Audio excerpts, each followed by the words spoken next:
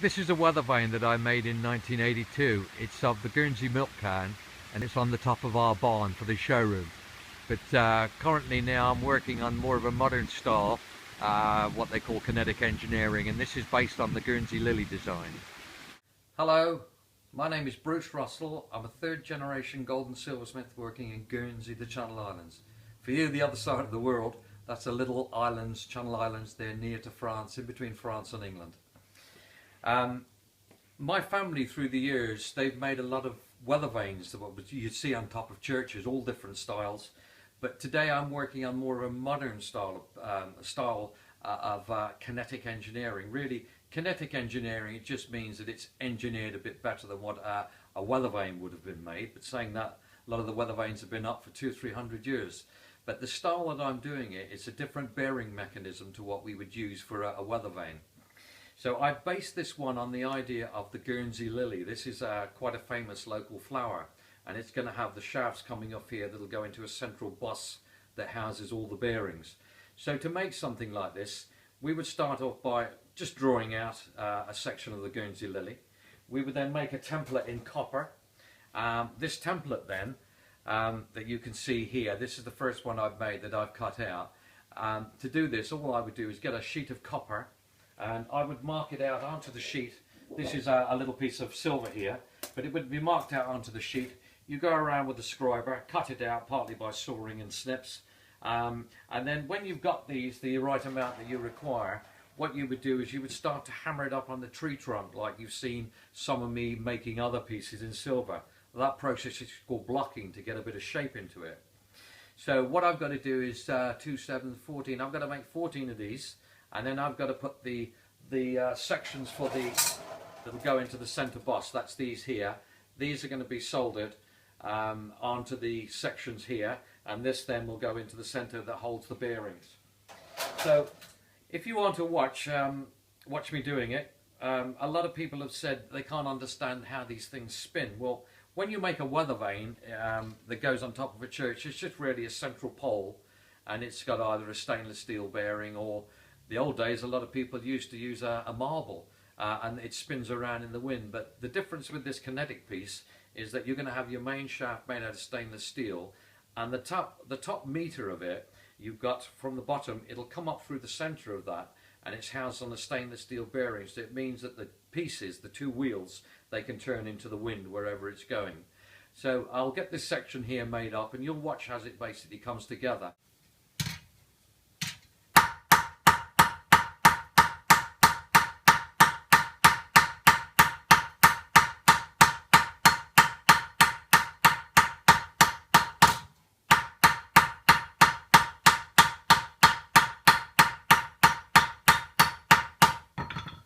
About what I want. Now take that over and put some grooves in it now down here. You would have seen me using this tool before. It's called a swage. It's got a little U-shaped groove in it, and you've got a rounded end just here.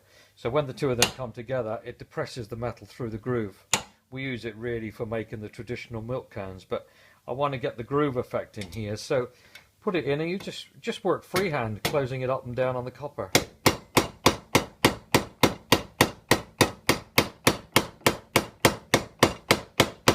The lines, they've got to form down here, so everything radiates from this point that goes on the end of the shaft.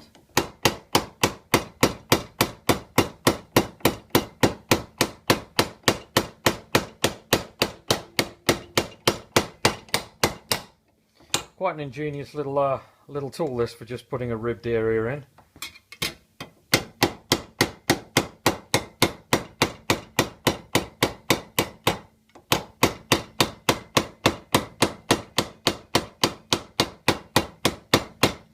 I could do with a bit more coming out from here. So where this is going to be a bit weak, I'll take it up from the top and run it right down.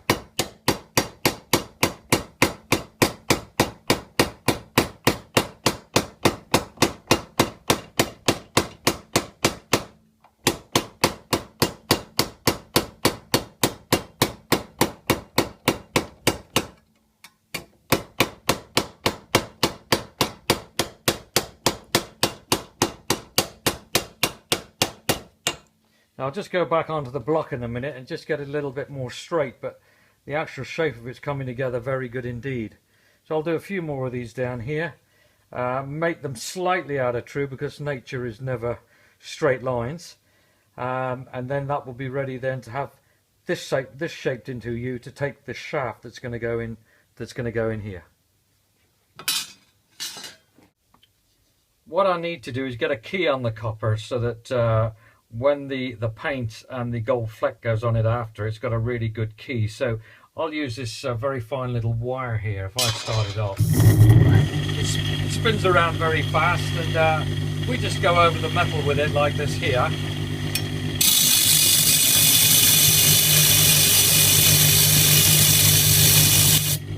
So I'll go over the whole item like that, and that'll give it a lovely key for when the piece goes on. I've had one of my grandchildren in today, Maddie. Maddie's 8 years old, and this is a piece, this is the 5th piece actually she's made, designed like this and made. It's all made in copper. So what she does, she puts them in the showroom window, and then people seem to come along and buy them.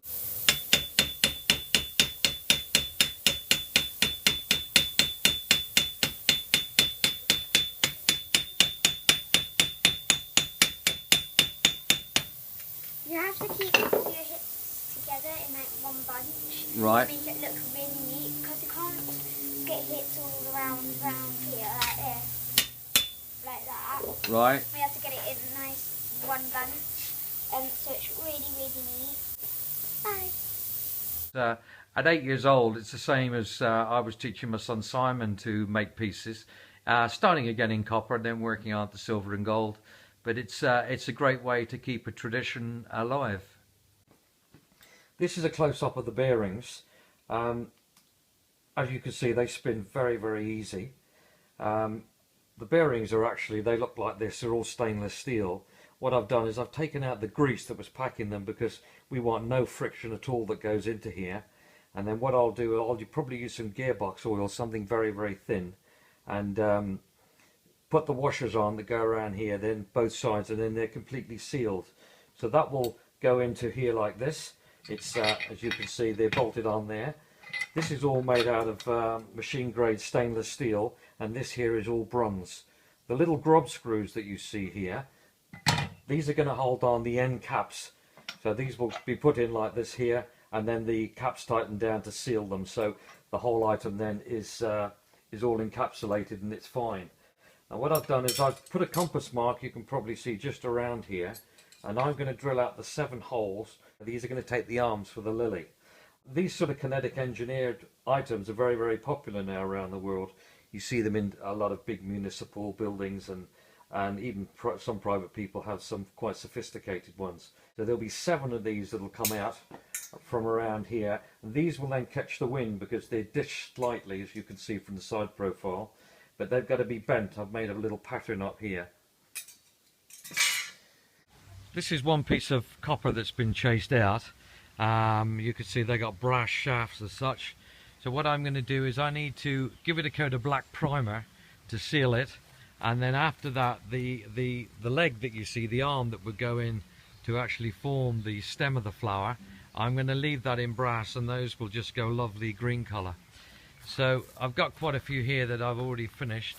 First job will be just a coat of black primer, let that dry, and then I start to spray the lilies in the correct colour, as you can probably see here with all the arms just resting in a piece of wood.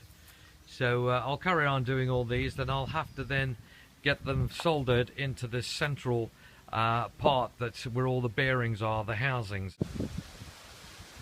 Well, it's just been finished and put up. It seems to be working very well. The top section swiveling on its own on the little stainless bearing inside the top section, and the roller bearings inside the little housings are working very, very well. It's completely silent and seems to be vibration free, so that's brilliant. There's a nice little breeze on and off today.